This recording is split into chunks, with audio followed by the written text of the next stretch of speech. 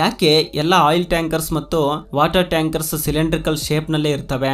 Rectangular shape ನಲ್ಲಿ ಇದ್ರೆ ಹೆಚ್ಚು ಆಯಿಲ್ ಅಥವಾ ವಾಟರ್ ನ ತೆಗೆದುಕೊಂಡು ಹೋಗಬಹುದಲ್ಲ, ಮತ್ತು ರೆಕ್ಟ್ಯಾಂಗ್ಯುಲರ್ ಶೇಪ್ ನ ತಯಾರಿಸುವುದು ಸುಲಭವಲ್ಲ. ಆದ್ರೂ ಕೂಡ ರೌಂಡ್ ಶೇಪ್ ನಲ್ಲಿ ಇವುಗಳನ್ನು ಯಾಕೆ ತಯಾರು ಮಾಡ್ತಾರೆ ಈಗ ನೋಡೋಣ. ಮೊದಲ ಕಾರಣ ಏನಂದ್ರೆ ಸಿಲಿಂಡ್ರಿಕಲ್ ಶೇಪ್ ನಲ್ಲಿರುವ ಕಂಟೈನರ್ಗೆ ಯಾವುದೇ ವೀಕ್ ಸ್ಪಾಟ್ ಇರುವುದಿಲ್ಲ. ಆದ್ರೆ ರೆಕ್ಟ್ಯಾಂಗ್ಯುಲರ್ ಮತ್ತು ಸ್ಕ್ವೇರ್ ಶೇಪ್ ನಲ್ಲಿ ಕಾರ್ನರ್ಸ್ ಇರುವುದರಿಂದ ಅವು ವೀಕ್ ಸ್ಪಾಟ್ ಆಗಿ ಬದಲಾಗುತ್ತವೆ. ಆ ವೀಕ್ ಸ್ಪಾಟ್ ನಿಂದ ಪ್ರೆಷರ್ ಹೆಚ್ಚಾಗಿ ಕ್ರ್ಯಾಕ್ ಉಂಟಾಗಿ ಆಯಿಲ್ ಲೀಕ್ ಆಗುವ ಚಾನ್ಸಸ್ ಇರ್ತವೆ. ಅದಕ್ಕೆ ನಾವು ಗಮನಿಸಿದ್ರೆ ವಿಮಾನದ ಕಿಟಕಿಗಳು ಸಹ ರೌಂಡ್ ಶೇಪ್ ನಲ್ಲಿ ಇರ್ತವೆ. ಸ್ಕ್ವೇರ್ ಶೇಪ್ ನಲ್ಲಿ ಇದ್ರೆ ಗಾಳಿಯ ಒತ್ತಡಕ್ಕೆ ಕ್ರ್ಯಾಕ್ ಏರ್ಪಡುವ ಅವಕಾಶ ಇರುತ್ತೆ. ನೆಕ್ಸ್ಟ್ ಇಂಪಾರ್ಟೆಂಟ್ ಕಾರಣ ಏನಂದ್ರೆ ಸ್ಟೆಬಿಲಿಟಿ. ಈ ರೀತಿಯ ಲಿಕ್ವಿಡ್ಸ್ ನ ತೆಗೆದುಕೊಂಡು ಹೋಗುವ ಟ್ಯಾಂಕರ್ಸ್ ನ ಸೆಂಟರ್ ಆಫ್ ಗ್ರಾವಿಟಿ ತುಂಬಾ ಅಂದ್ರೆ ತುಂಬಾ ಕಡಿಮೆ ಇರಬೇಕು. ಆದ್ರೆ ರೆಕ್ಟ್ಯಾಂಗ್ಯುಲರ್ ಶೇಪ್ ಗೆ ಸೆಂಟರ್ ಆಫ್ ಗ್ರಾವಿಟಿ ತುಂಬಾ ಹೆಚ್ಚು. ಅದೇ ಸಿಲಿಂಡ್ರಿಕಲ್ ಶೇಪ್ ಗಾದ್ರೆ ತುಂಬಾ ಅಂದ್ರೆ ತುಂಬಾ ಕಡಿಮೆ ಇರುತ್ತೆ. ಅದರಿಂದ ವೆಹಿಕಲ್ ಸ್ಟೇಬಲ್ ಆಗಿ ಮೂವ್ ಆಗುತ್ತೆ. ಟರ್ನಿಂಗ್ ನಲ್ಲೂ ಬ್ಯಾಲೆನ್ಸ್ ತಪ್ಪದೆ ಮೂವ್ ಆಗಬಲ್ಲದು. ನೆಕ್ಸ್ಟ್ ಈ ಲಿಕ್ವಿಡ್ ಅನ್ನೋದು ವೆಹಿಕಲ್ ಸ್ಲೋ ಆದಾಗ ಅಥವಾ ಎಕ್ಸಲರೇಟರ್ ಬಿಟ್ಟಾಗ ಮುಂದಕ್ಕೆ ಹಿಂದಕ್ಕೆ ತುಳುಕಾಡುತ್ತೆ. ಇದಕ್ಕೆ ಕಾರಣ ಲಾ ಆಫ್ ಇನರ್ಷಿಯಾ. ಈ ರೀತಿ ತೂಗಾಡುವುದನ್ನ ಇಂಡಸ್ಟ್ರಿಯಲ್ ಭಾಷೆಯಲ್ಲಿ ಸರ್ಜ್ ಎಂದು ಕರೀತಾರೆ. ಸರ್ಜ್ ನ ಸಿಲಿಂಡ್ರಿಕಲ್ ಶೇಪ್ ಚೆನ್ನಾಗಿ ತಡೆದುಕೊಳ್ಳುತ್ತೆ. ಲಾಸ್ಟ್ ರೀಸನ್ ಏನಂದ್ರೆ ಲಿಕ್ವಿಡ್ ನ ತೆಗೆಯುವಾಗ ಮತ್ತು ತುಂಬುವಾಗ ಮೇಂಟೆನೆನ್ಸ್ ತುಂಬಾ ಸುಲಭವಾಗುತ್ತೆ. ಯಾಕಂದ್ರೆ ಸಿಲಿಂಡ್ರಿಕಲ್ ಶೇಪ್ ಕಾರಣದಿಂದ ಆಯಿಲ್ ಅಥವಾ ವಾಟರ್ ಅನ್ನೋದು ಎಲ್ಲ ಕೆಳಗೆ ಬಂದು ಬಿಡುತ್ತೆ. ಕ್ಲೀನ್ ಮಾಡುವುದಕ್ಕೆ ಸುಲಭವಾಗುತ್ತೆ. ಆದ್ರೆ ರೆಕ್ಟ್ಯಾಂಗ್ಯುಲರ್ ಶೇಪ್ ಆದ್ರೆ ಕಾರ್ನರ್ ನಲ್ಲಿ ಕ್ಲೀನ್ ಮಾಡುವುದು ಸ್ವಲ್ಪ ಕಷ್ಟವಾಗಬಲ್ಲದು. ಅದಕ್ಕೆ ನೀವು ಗಮನಿಸಿದ್ರೆ ಬಾತ್ರೂಮ್ ನಲ್ಲಿರುವ ಸಿಂಕ್ ನ ಸಹ ರೌಂಡ್ ಶೇಪ್ ನಲ್ಲೇ ತಯಾರು ಮಾಡ್ತಾರೆ. ಲಾರಿ, 4 ವೀಲರ್ಸ್ ಮತ್ತು ಅದಕ್ಕಿಂತ ಹೆಚ್ಚು ಚಕ್ರಗಳಿರುವ ವಾಹನಗಳ ಕೆಳಗೆ ಈ ರೀತಿಯದ್ದು ನೋಡಿರ್ತೀರಾ. ಇದನ್ನ ಡಿಫರೆನ್ಷಿಯಲ್ ಗೇರ್ ಬಾಕ್ಸ್ ಎಂದು ಕರೀತಾರೆ. ಇದರಿಂದ ತುಂಬಾ ಯೂಸ್ ಇರುತ್ತೆ. ಸಾಮಾನ್ಯವಾಗಿ ಯಾವ ವಾಹನವಾದ್ರೂ ರೋಡ್ ಮೇಲೆ ಸ್ಟ್ರೇಟ್ ಆಗಿ ಹೋದ್ರೆ ಈ ಗೇರ್ ಬಾಕ್ಸ್ ಅವಶ್ಯಕತೆ ಇರುವುದಿಲ್ಲ. ಆದ್ರೆ ಆ ವಾಹನಗಳು ಟರ್ನಿಂಗ್ ಆಗುವುದಕ್ಕೆ ಈ ಡಿಫರೆನ್ಷಿಯಲ್ ಗೇರ್ ಬಾಕ್ಸ್ ತಪ್ಪದೇ ಬೇಕಾಗುತ್ತೆ. ನೀವು ವಾಹನ ಟರ್ನಿಂಗ್ ಆಗುವಾಗ ಸೂಕ್ಷ್ಮವಾಗಿ ಗಮನಿಸಿದ್ರೆ ಒಂದು ಚಕ್ರ ಕಡಿಮೆ ದೂರ ಹೋಗುತ್ತೆ, ಇನ್ನೊಂದು ಚಕ್ರ ಹೆಚ್ಚು ದೂರ ಹೋಗಬೇಕಾಗಿರುತ್ತೆ. ಒಂದು ವೇಳೆ ಈ ಗೇರ್ ಬಾಕ್ಸ್ ಇರದಿದ್ದರೆ ವೆಹಿಕಲ್ ಸ್ಕಿಡ್ ಆಗುತ್ತೆ, ಇಲ್ಲ ಅಂದ್ರೆ ಎಕ್ಸೆಲ್ ರಾಡ್ ಮುರಿದು ಹೋಗುತ್ತೆ. ಈ ಗೇರ್ ಬಾಕ್ಸ್ ಇರೋದ್ರಿಂದ ಟರ್ನಿಂಗ್ ಬಂದಾಗ ಅದು ಎರಡೂ ಚಕ್ರಗಳ ಸ್ಪೀಡ್ ನ ಡಿಫರೆಂಟ್ ಆಗಿ ಅಡ್ಜಸ್ಟ್ ಮಾಡುತ್ತೆ. ಅದರಿಂದ ವೆಹಿಕಲ್ ಸರಿಯಾಗಿ ಟರ್ನ್ ಆಗುತ್ತೆ. ಅದಕ್ಕೆ ಇದನ್ನ ಡಿಫರೆನ್ಷಿಯಲ್ ಗೇರ್ ಬಾಕ್ಸ್ ಎಂದು ಕರೀತಾರೆ. ಫ್ರೆಂಡ್ಸ್, ಈ ಫೋಟೋನ ಒಂದು ಸಲ ನೋಡಿ. ಕೋನ್ ಶೇಪ್ ನಲ್ಲಿ ಕಾಣಿಸ್ತಾ ಇರೋ ಇವು ಫೇಸ್ ಮಾಸ್ಕ್. ಹೌದು, ನಿಜ. 1939ರಲ್ಲಿ ಕೆನಡಾ ದೇಶದ ಮಾಂಟ್ರಿಯಾಲ್ ಅನ್ನೋ ನಗರದಲ್ಲಿ ಸ್ನೋ ಸ್ಟ್ರೋಮ್ ಬಂದಿತ್ತು, ಅಂದ್ರೆ ಮಂಜು ತುಫಾನು.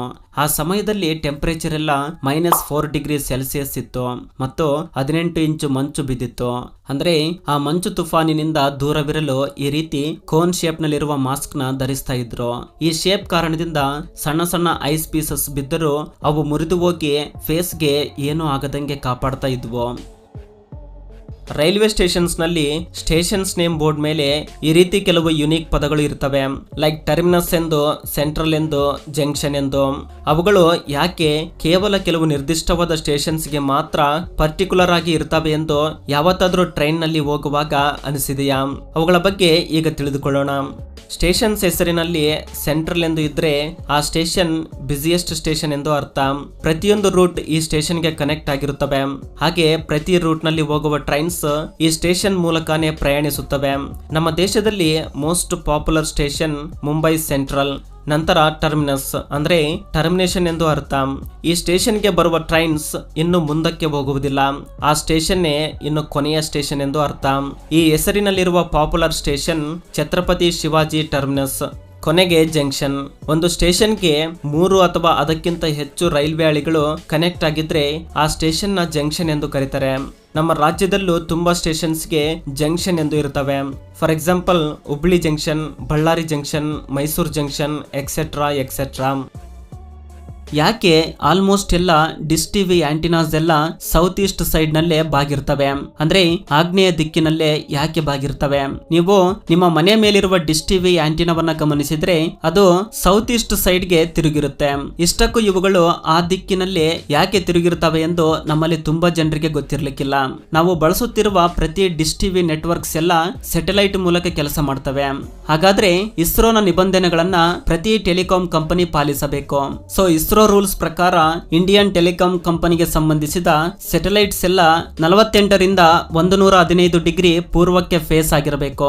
ನಮ್ಮ ಸ್ಯಾಟಲೈಟ್ಸ್ ಎಲ್ಲ ಈಸ್ಟ್ ಮತ್ತು ಸೌತ್ ಈಸ್ಟ್ ದಿಕ್ಕಿಗೆ ಹತ್ತಿರವಿರುವುದರಿಂದ ನಮ್ಮ ಡಿಶ್ ಟಿವಿ ಆಂಟಿನಾಸ್ ಎಲ್ಲ ಸೌತ್ ಈಸ್ಟ್ ದಿಕ್ಕಿಗೆ ತಿರುಗಿರುತ್ತವೆ. ಈ ರೀತಿ ಇರುವುದರಿಂದಲೇ ನಮ್ಮ ಟಿವಿ ಸಿಗ್ನಲ್ಸ್ ಚೆನ್ನಾಗಿ ಬರುತ್ತವೆ. ಹಾಗೆ ನಾರ್ಮಲ್ ಆಗಿ ಡಿಶ್ ಟಿವಿ ಒಂದು ಕರ್ವ್ಡ್ ಶೇಪ್ಡ್ ಬೌಲ್ ಮತ್ತು ಫೀಡ್ ಆರ್ನ್ ಹೊಂದಿರುತ್ತದೆ. ಇದೇ ಆ ಫೀಡ್ ಆರ್ನ್. ಸ್ಯಾಟಲೈಟ್ ನಿಂದ ಬರುವ ಸಿಗ್ನಲ್ಸ್ ನೇರವಾಗಿ ಈ ಕರ್ವ್ಡ್ ಶೇಪ್ ನಲ್ಲಿರುವ ಡಿಶ್ ಮೇಲೆ ಬಿದ್ದು ಫೀಡ್ ಆರ್ನ್ ಮೇಲೆ ರಿಫ್ಲೆಕ್ಟ್ ಆಗುತ್ತೆ. ಅದು ಕೂಡ ನ್ಯಾರೋ ಬೀಮ್ ರೀತಿ ಸಿಗ್ನಲ್ಸ್ ನ ಫೋಕಸ್ ಮಾಡುತ್ತೆ. ಈ ಫೀಡ್ ಆರ್ನ್ ಮೂಲಕ ಸಿಗ್ನಲ್ಸ್ ಒಳಗಿರುವ ಸೆಟ್ ಅಪ್ ಬಾಕ್ಸ್ ಗೆ ಬಂದು ಟಿವಿ ನಲ್ಲಿ ಚಾನಲ್ಸ್ ಬರ್ತವೆ. ಈ ರೀತಿ ಡಿಶ್ ಟಿವಿ ಕೆಲಸ ಮಾಡುತ್ತೆ. Hair transplantation. ಬೋಳುತ್ತಲೇ ಇರುವವರು, ಕೂದಲು ಉದುರುವವರು ಅಷ್ಟೇ ಅಲ್ಲ, ಕೂದಲು ಇದ್ದು ಹೇರ್ ಸ್ಟೈಲ್ ಅಟ್ರಾಕ್ಟಿವ್ ಆಗಿ ಬದಲಾಯಿಸಿಕೊಳ್ಳಲು ಹೇರ್ ಟ್ರಾನ್ಸ್ಪ್ಲಾಂಟೇಶನ್ ನ ಮಾಡಿಸಿಕೊಳ್ತಾ ಇದ್ದಾರೆ.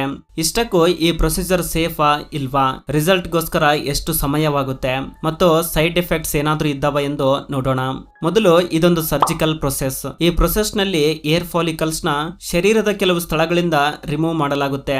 ಲೈಕ್ ಫೇಸ್ ಮೇಲಿಂದ, ಕಾಲುಗಳ ಮೇಲಿಂದ, ಕಣ್ಣು ರೆಪ್ಪೆಗಳಿಂದ, ಕೆಲವು ಸಲ ಕಣ್ಣು ಉಬ್ಬುಗಳಿಂದಲೂ ತೆಗೆಯಲಾಗುತ್ತೆ. ಈ ಏರ್ ಫಾಲಿಕಲ್ಸ್ ನ ರಿಮೂವ್ ಮಾಡೋ ಟೆಕ್ನಿಕ್ ನ ಫಾಲಿಕ್ಯುಲರ್ ಏರ್ ಟ್ರಾನ್ಸ್ಪ್ಲಾಂಟೇಶನ್ ಎಂದು ಕರೀತಾರೆ. ಈ ಟೆಕ್ನಿಕ್ ನ 2 ವಿಧದಲ್ಲಿ ಮಾಡ್ತಾರೆ. ಒಂದು strip harvesting, 2 follicular unit extraction. Simple ಆಗಿ FUE. ಸ್ಟ್ರಿಪ್ ಹಾರ್ವೆಸ್ಟಿಂಗ್ ನಲ್ಲಿ ಒಳ್ಳೆ ಏರ್ ಗ್ರೋತ್ ಇರುವ ಚರ್ಮವನ್ನ ತೆಗೆದುಕೊಂಡು ಕೂದಲು ಇರದ ಸ್ಥಳದಲ್ಲಿ ಪ್ಲಾಂಟಿಂಗ್ ಮಾಡ್ತಾರೆ. ಅದೇ FUE ಮೆಥಡ್ ನಲ್ಲಿ ಆದ್ರೆ ಏರ್ ಕ್ಲಸ್ಟರ್ ನ ರೂಟ್ ಜೊತೆಗೆ ಪ್ಲಾಂಟಿಂಗ್ ಮಾಡಲಾಗುತ್ತೆ. ಆದ್ರೆ ಈ 2 ಮೆಥಡ್ಸ್ ನಲ್ಲಿ ಸ್ಟ್ರಿಪ್ ಹಾರ್ವೆಸ್ಟಿಂಗ್ ನ ಡಾಕ್ಟರ್ಸ್ ಹೆಚ್ಚಾಗಿ ಬಳಸ್ತಾರೆ. ಈ ಪ್ರೊಸೆಸ್ ನಲ್ಲಿ ಏರ್ ಡೊನೇಟ್ ಮಾಡಿದ ವ್ಯಕ್ತಿಗೆ ಡೊನೇಟ್ ಮಾಡಿದ ಪ್ಲೇಸ್ ನಲ್ಲಿ ಸಣ್ಣದಾಗಿ ಗಾಯವಾಗುತ್ತೆ. ಆದ್ರೆ ಅದು ಕೇವಲ 2 ವಾರದಲ್ಲಿ ವಾಸಿಯಾಗುತ್ತೆ. ಅದೇ FUE ಮೆಥಡ್ ಆದ್ರೆ ಟೈಮ್ ಟೇಕಿಂಗ್ ಪ್ರೊಸೆಸ್ ಆಗಿದ್ರು ಕೂಡ ನ್ಯಾಚುರಲ್ ರಿಸಲ್ಟ್ ನ ಕೊಡುತ್ತೆ ಮತ್ತು ಡೋನರ್ ಗೆ ಯಾವುದೇ ರೀತಿಯ ಗಾಯ ಆಗುವುದಿಲ್ಲ. ಟ್ರಾನ್ಸ್ಪ್ಲಾಂಟೇಶನ್ ಮಾಡಿದ ಕೂದಲು ನ್ಯಾಚುರಲ್ ಕೂದಲುಗಳ ಆಗಿಯೇ ಇರುತ್ತೆ. 2ರಿಂದ 4 ವಾರಗಳ ಮಧ್ಯದಲ್ಲಿ ಈ ಕೂದಲುಗಳು ಉದುರಿ ಬಿಡುತ್ತವೆ. ನಂತರ ಅದೇ ಬೇರುಗಳಿಂದ ಹೊಸ ನ್ಯಾಚುರಲ್ ಏರ್ ಬೆಳೆಯುತ್ತೆ. ಇದು ಲೈಫ್ ಟೈಮ್ ಇರುತ್ತೆ. ಅಂಡ್ ಈ ಪ್ರೊಸೆಸ್ ನಲ್ಲಿ ಮತ್ತಿನ ಇಂಜೆಕ್ಷನ್ ಕೊಡುವುದರಿಂದ ಇದೊಂದು painless procedure. And patient treatment ತೆಗೆದುಕೊಂಡ ದಿನವೇ ಮನೆಗೆ ಬರಬಹುದು. ಗುಂಡು ತಲೆ ಇರುವ ಪ್ರತಿಯೊಬ್ಬರು ಈ ಪ್ರೊಸೆಸ್ ಮೂಲಕ ಕೂದಲು ಬರುವ ಹಾಗೆ ಮಾಡುವುದಕ್ಕೆ ಆಗುವುದಿಲ್ಲ. ಪರ್ಸನ್ ಟು ಪರ್ಸನ್ ಇದು ಡಿಫ್ರೆಂಟ್ ಆಗಿರುತ್ತೆ. ನಮ್ಮಲ್ಲಿ ತುಂಬಾ ಜನ ಮೊಬೈಲ್ ಫೋನ್ಸ್ ನ ಪ್ಯಾಂಟಿಗಿರುವ ಮುಂದಿನ ಜೇಬಿನಲ್ಲಿ ಇಟ್ಕೊಳ್ತೇವೆ. ಆದ್ರೆ ಆ ರೀತಿ ಇಟ್ಕೊಳ್ಳೋದ್ರಿಂದ ಯಾವ ರೀತಿಯ ಆರೋಗ್ಯ ಸಮಸ್ಯೆಗಳು ಬರ್ತವೆ ಗೊತ್ತಾ? ಮೇಲ್ ಫರ್ಟಿಲಿಟಿ ಅನ್ನೋದು ಕಡಿಮೆ ಆಗುತ್ತೆ. ಅಂದ್ರೆ ಗಂಡಸರ ಸಂತಾನೋತ್ಪತ್ತಿ ಅನ್ನೋದು ಕಡಿಮೆ ಆಗುತ್ತೆ. ಶುಕ್ರ ಕಣಗಳ ಕ್ವಾಲಿಟಿ ಕೂಡ ಕಡಿಮೆ ಆಗುತ್ತೆ ಎಂದು ಕೆಲವು ಸ್ಟಡೀಸ್ ಹೇಳ್ತಾ ಇದ್ದಾವೆ. ಮುಂಚೆ ಮೊಬೈಲ್ ಫೋನ್ಸ್ ಕೇವಲ ಕಾಲ್ಸ್ ಮತ್ತು ಮೆಸೇಜಿಂಗ್ ಗೆ ಮಾತ್ರ ಇರ್ತಾ ಇದ್ವು. ಆದ್ರೆ ಬರ್ತಾ ಬರ್ತಾ ಅದರಲ್ಲಿ ಅನೇಕ ರೇಡಿಯೇಷನ್ ಬಿಡುಗಡೆ ಮಾಡುವ ವೈರ್ಲೆಸ್ ಫ್ಯೂಚರ್ಸ್ ಆಡ್ ಆಗ್ತಾ ಬರ್ತಾ ಇದ್ದಾವೆ. ಲೈಕ್ ಬ್ಲೂಟೂತ್, ವೈಫೈ, NFC, ಇವಾಗ ವೈರ್ಲೆಸ್ ಚಾರ್ಜಿಂಗ್. ಇವೆಲ್ಲ ಡಿಫ್ರೆಂಟ್ ಎಲೆಕ್ಟ್ರೋ ಮ್ಯಾಗ್ನೆಟಿಕ್ ಸೋರ್ಸಸ್. ಇವನ್ ನೀವು ನಿಮ್ಮ ಫೋನ್ ನ ಬಳಸದೆ ಜಸ್ಟ್ ಪಾಕೆಟ್ ನಲ್ಲಿ ಇಟ್ಕೊಂಡ್ರು ನಿರಂತರವಾಗಿ ಆ ರೇಡಿಯೇಷನ್ ಟ್ರಾನ್ಸ್ಮಿಟ್ ಆಗ್ತಾ ಇರ್ತವೆ. ಹಾಗಾದ್ರೆ ಇಷ್ಟು ಡೇಂಜರಸ್ ಆಗಿದ್ರು ಮೊಬೈಲ್ ಕಂಪನೀಸ್ ಎಚ್ಚರಿಕೆಯನ್ನ ನೀಡಬೇಕಲ್ಲ ಅನ್ನೋ ಡೌಟ್ ಬರುತ್ತೆ. ಎಚ್ಚರಿಕೆಯನ್ನ ನೀಡ್ತಾ ಇಲ್ಲ ಅಂದ್ರೆ ಅದರ ಅರ್ಥ ಸೇಫ್ ಎಂದು ತಾನೆ ಎಂದು ನೀವು ಕೇಳಬಹುದು. ಆದ್ರೆ ಆಪಲ್ ಅಂತ ಫೇಮಸ್ ಕಂಪನೀಸ್ ಮೊಬೈಲ್ ಫೋನ್ಸ್ ನ ಶರ್ಟ್ಸ್ ಅಥವಾ ಪ್ಯಾಂಟ್ಸ್ ನಲ್ಲಿ ಇಟ್ಕೊಳ್ಬೇಡಿ ಎಂದು ಹೇಳ್ತವೆ. ಫಾರ್ ಎಕ್ಸಾಂಪಲ್, ಇದು ಐಫೋನ್ ಮ್ಯಾನ್ಯುವಲ್ ಮೇಲೆ ಬರೆದಿರುವ ಸೆಂಟೆನ್ಸ್. ಇದರಲ್ಲಿ ಐಫೋನ್ ನ ನಿಮ್ಮ ಬಾಡಿಯಿಂದ ಕನಿಷ್ಠ 10 ಮಿಲಿಮೀಟರ್ ಅಂದ್ರೆ 1 ಸೆಂಟಿಮೀಟರ್ ದೂರವಿಟ್ಟು ಬಳಸಿಕೊಳ್ಳಿ ಎಂದು ಎಚ್ಚರಿಕೆಯನ್ನು ನೀಡುತ್ತೆ. ಆದ್ರೆ ನಾವು ಇಂತಹ ಮ್ಯಾನ್ಯುವಲ್ಸ್ ನ ಓದುವುದಿಲ್ಲ, ಪಕ್ಕಕ್ಕೆ ಬಿಸಾಡ್ತೀವಿ. ಆದ್ರೆ ಈ ರೇಡಿಯೇಷನ್ ಎಟ್ ಪ್ರೆಸೆಂಟ್ ಅಷ್ಟೇನು ಡೇಂಜರಸ್ ಅಲ್ಲ. ಆದ್ರೆ ಫ್ಯೂಚರ್ ನಲ್ಲಿ ಲಾಂಗ್ ಲೈಫ್ ನಲ್ಲಿ ಏನಾದ್ರೂ ಪ್ರಾಬ್ಲಮ್ಸ್ ಬರಬಹುದೆಂದು ಹೇಳ್ತಾರೆ. ಸೊ ಮುಂಚೆನೆ ಕೇರ್ ತೆಗೆದುಕೊಂಡರೆ ಒಳ್ಳೆಯದಲ್ವಾ? ಗರ್ಲ್ಸ್ ಗಾದ್ರೆ ಹ್ಯಾಂಡ್ ಬ್ಯಾಗ್ಸ್ ಇರ್ತವೆ. ಹಾಗಾದ್ರೆ ಹುಡುಗರು ಫೋನ್ಸ್ ನ ಎಲ್ಲಿ ಇಟ್ಕೊಳ್ಬೇಕು ಅಂತ ಡೌಟ್ ಬರುತ್ತೆ. ಅದಕ್ಕೋಸ್ಕರ ಈ ರೀತಿಯ ಬ್ಯಾಗ್ಸ್ ನ ಬಳಸಿದ್ರೆ ಬೆಸ್ಟ್. ಫೋನ್ ನ ಬಳಸದೇ ಇರುವ ಸಮಯದಲ್ಲಿ ಫೋನ್ ನ ಏರೋಪ್ಲೇನ್ ಮೋಡ್ ನಲ್ಲಿ ಇಟ್ಟು ಪ್ಯಾಕೆಟ್ ನಲ್ಲಿ ಇಟ್ಕೊಳ್ಬೇಕು. ಆದ್ರೆ ಇದರಿಂದ ಇಂಪಾರ್ಟೆಂಟ್ ಕಾಲ್ಸ್ ಬರುವುದಿಲ್ಲ. ಇಲ್ಲ ಅಂದ್ರೆ ಒಂದು ಬ್ಯಾಗ್ ನ ಕ್ಯಾರಿ ಮಾಡ್ತಾ ಅದರಲ್ಲಿ ಇಟ್ಕೊಳ್ಳಿ, ಅದು ಸೇಫ್. ವಡಾಫೋನ್ ಜೂಜು ಆಡ್ಸ್ ಬಗ್ಗೆ ನಮ್ಮೆಲ್ರಿಗೂ ಗೊತ್ತಿರುತ್ತೆ. ತುಂಬಾ ಜನ ಅವುಗಳನ್ನ ಆನಿಮೇಷನ್ ವಿಡಿಯೋಸ್ ಅಂದುಕೊಳ್ತಾರೆ. ಆದ್ರೆ ಫ್ರೆಂಡ್ಸ್, ಅವು ಆನಿಮೇಷನ್ ವಿಡಿಯೋಸ್ ಅಲ್ಲ, ಅವು ರಿಯಲ್ ಮನುಷ್ಯರೇ. ಈ ರೀತಿ ವೈಟ್ ಕಾಸ್ಟ್ಯೂಮ್ ನಿಂದ ರಿಯಲ್ ಆಗಿ ಶೂಟ್ ಮಾಡಿ ನಮ್ಮನ್ನ ನಗಿಸ್ತಾರೆ. ನಿಮ್ಮಲ್ಲಿ ಎಷ್ಟು ಜನ ಎಷ್ಟು ದಿನ ಅವುಗಳನ್ನ ಆನಿಮೇಷನ್ ವಿಡಿಯೋಸ್ ಅಂದುಕೊಂಡಿದ್ರಿ ಕೆಳಗಡೆ ಕಮೆಂಟ್ ಮಾಡಿ ತಿಳಿಸಿ. ಪೊಲೀಸರ ಕಾರ್ ಮೇಲೆ ರೆಡ್ ಅಂಡ್ ಬ್ಲೂ ಲೈಟ್ಸ್ ನ ನೋಡಿರ್ತೀರಾ. ಯಾವತ್ತಾದ್ರೂ ಯೋಚಿಸಿದ್ದೀರಾ ರೆಡ್ ಅಂಡ್ ಬ್ಲೂ ಕಲರ್ ನೇ ಯಾಕೆ ಉಪಯೋಗಿಸ್ತಾರೆ ಎಂದು? First of all red colour ಗೆ ಹೆಚ್ಚು ವೇವ್ ಲೆಂತ್ ಇರುತ್ತೆ. ಇದರಿಂದ ಎಷ್ಟು ದೂರವಿದ್ರೂ ರೆಡ್ ಕಲರ್ ಸುಲಭವಾಗಿ ಕಾಣಿಸುತ್ತೆ. ಅಂಡ್ ರೆಡ್ ಕಲರ್ ನ ನೋಡಿದ್ರೆ ತಕ್ಷಣ ನಮ್ಮಲ್ಲಿ ಡೇಂಜರ್ ಸೈನ್ ಅಲರ್ಟ್ನೆಸ್ ಕಾಣಿಸುತ್ತೆ. ಪೊಲೀಸರನ್ನ ನೋಡಿದಾಗ ನಾವು ಅಲರ್ಟ್ ಆಗಿ ಇರಬೇಕು ಎಂದು ರೆಡ್ ಕಲರ್ ನ ಆಯ್ಕೆ ಮಾಡಿಕೊಂಡಿದ್ದಾರೆ. ಆದ್ರೆ ಇಲ್ಲೇ ಸಮಸ್ಯೆ ಬಂದಿದ್ದು ಅದೇನಂದ್ರೆ ಮ್ಯಾಕ್ಸಿಮಮ್ ಎಲ್ಲಾ ವೆಹಿಕಲ್ಸ್ ನ ಬ್ಯಾಕ್ ಲೈಟ್ಸ್ ರೆಡ್ ಕಲರ್ ನಲ್ಲೇ ಇರೋದ್ರಿಂದ ಎರಡರ ಮಧ್ಯೆ ಕನ್ಫ್ಯೂಸ್ ಏರ್ಪಡುತ್ತೆ. ಅದಕ್ಕೆ ರೆಡ್ ಕಲರ್ ಗೆ ಜೊತೆಯಾಗಿ ಮತ್ತೊಂದು ಕಲರ್ ನ ಆಡ್ ಮಾಡಿದ್ರೆ ಡಿಫರೆನ್ಸ್ ಗೊತ್ತಾಗುತ್ತೆ. Already yellow, orange, white colours vehicles ಗೆ ಮುಂದೆ ಇರ್ತವೆ. ಗ್ರೀನ್ ಲೈಟ್ ಟ್ರಾಫಿಕ್ ಸಿಗ್ನಲ್ಸ್ ನಲ್ಲಿ ಆಲ್ರೆಡಿ ಯೂಸ್ ಮಾಡ್ತಾ ಇದ್ದಾರೆ. ಸೊ ಉಳಿದಿರೋ ಒಂದೇ ಬ್ರೈಟ್ ಲೈಟ್ ಬ್ಲೂ ಕಲರ್ ಮಾತ್ರ. ಆದ್ರೆ ಬ್ಲೂ ಕಲರ್ ರಾತ್ರಿ ಸಮಯದಲ್ಲಿ ಚೆನ್ನಾಗಿ ಕಾಣಿಸುತ್ತೆ, ಡೇ ಟೈಮ್ ನಲ್ಲಿ ಅಷ್ಟು ಕಾಣಿಸೋದಿಲ್ಲ. ಸೊ ಅದಕ್ಕೆ ಲೈಟ್ ನ ಬ್ಲಿಂಕಿಂಗ್ ಅಥವಾ ಫ್ಲಾಶಿಂಗ್ ರೀತಿ ಮಾಡಿದ್ರೆ ಸ್ವಲ್ಪ ಅಲರ್ಟ್ನೆಸ್ ಹೆಚ್ಚಾಗುತ್ತೆ ಎಂದು ಅದಕ್ಕೆ ಎರಡು ಲೈಟ್ಸ್ ನ ಫ್ಲಾಶ್ ಮಾಡ್ತಾ ಸೆಟ್ ಮಾಡಲಾಗಿದೆ. ವಿಮಾನಗಳಿಂದ ಫ್ಯೂಯಲ್ ನ ಗಾಳಿಯಲ್ಲಿ ಬಿಡೋ ವಿಡಿಯೋನ ನೋಡಿರ್ತೀರಾ. ಇಷ್ಟಕ್ಕೂ ಆ ರೀತಿ ನಿಜವಾಗಿ ಮಾಡ್ತಾರಾ ಅಥವಾ ಫೇಕ್ ವಿಡಿಯೋನ ಅನ್ನೋ ಡೌಟ್ ನಿಮಗೆ ಬಂದಿರುತ್ತೆ. ನಿಜ ಹೇಳ್ಬೇಕಂದ್ರೆ ಅವು ಫೇಕ್ ಅಲ್ಲ, ಇವೆಲ್ಲ ನಿಜ. ಈ ರೀತಿ ಮಾಡೋದಕ್ಕೆ ಕಾರಣ ಎಮರ್ಜೆನ್ಸಿ ಲ್ಯಾಂಡಿಂಗ್ ಸಮಯದಲ್ಲಿ ವಿಮಾನದ ಭಾರವನ್ನು ಕಡಿಮೆ ಮಾಡಲು ಈ ರೀತಿ ಮಾಡ್ತಾರೆ. ಏಕೆಂದ್ರೆ ಎಮರ್ಜೆನ್ಸಿ ಲ್ಯಾಂಡಿಂಗ್ ಮಾಡೋ ಸಂದರ್ಭದಲ್ಲಿ ಫ್ಲೈಟ್ ನಲ್ಲಿ ಫ್ಯೂಯಲ್ ಹೆಚ್ಚಾಗಿರುತ್ತೆ. ಅದನ್ನ ತೆಗೆಯದೇ ಇದ್ರೆ ಲ್ಯಾಂಡಿಂಗ್ ಮಾಡುವ ಸಂದರ್ಭದಲ್ಲಿ ಏನಾದ್ರೂ ಸಮಸ್ಯೆ ಆಗುವ ಅವಕಾಶ ಇರುತ್ತೆ. ಅದಕ್ಕೆ ಈ ರೀತಿ ಫ್ಯೂಯಲ್ ಹೊರಗಡೆ ಬಿಡುಗಡೆ ಮಾಡ್ತಾರೆ. ಇದನ್ನ ಫ್ಯೂಯಲ್ ಡಂಪಿಂಗ್ ಎಂದು ಕರೀತಾರೆ. ಈ ರೀತಿ ಮಾಡಿದ್ರೆ ಆ ಫ್ಯೂಯಲ್ ಮನುಷ್ಯರ ಮೇಲೆ ಬೀಳುತ್ತಲ್ಲ ಎಂದು ಕೇಳಬಹುದು. ಅದಕ್ಕಾಗಿ ಈ ಫ್ಯೂಯಲ್ ವಿಮಾನ ತುಂಬಾ ಎತ್ತರದಲ್ಲಿ ಇದ್ದಾಗ ಮಾತ್ರ ಬಿಡುತ್ತಾರೆ. ಈ ರೀತಿ ಮಾಡೋದ್ರಿಂದ ಆ ಫ್ಯೂಯಲ್ ಗಾಳಿಯಲ್ಲೇ ಆವಿಯಾಗುತ್ತೆ. ಇದು ಫ್ರೆಂಡ್ಸ್ ಈ ದಿನದ ವಿಡಿಯೋ. ಫ್ರೆಂಡ್ಸ್, ಈ ವಿಡಿಯೋದಿಂದ ಅಟ್ಲೀಸ್ಟ್ 1% ನಾಲೆಜ್ ಆದ್ರೂ ಸಿಕ್ಕಿದ್ರೆ ಈ ವಿಡಿಯೋಗೆ ಒಂದು ಲೈಕ್ ಮಾಡಿ, ನಿಮ್ಮ ಫ್ರೆಂಡ್ಸ್ಗೆ ಶೇರ್ ಮಾಡಿ, ಹಾಗೆ ನಮ್ಮ ಚಾನಲ್ಗೆ ಸಬ್ಸ್ಕ್ರೈಬ್ ಮಾಡಿಕೊಂಡು ಸಪೋರ್ಟ್ ಮಾಡಿ. ಕೊನೆಯವರೆಗೂ ನೋಡಿದ್ದಕ್ಕೆ ಥ್ಯಾಂಕ್ಸ್ ಫಾರ್ ವಾಚಿಂಗ್.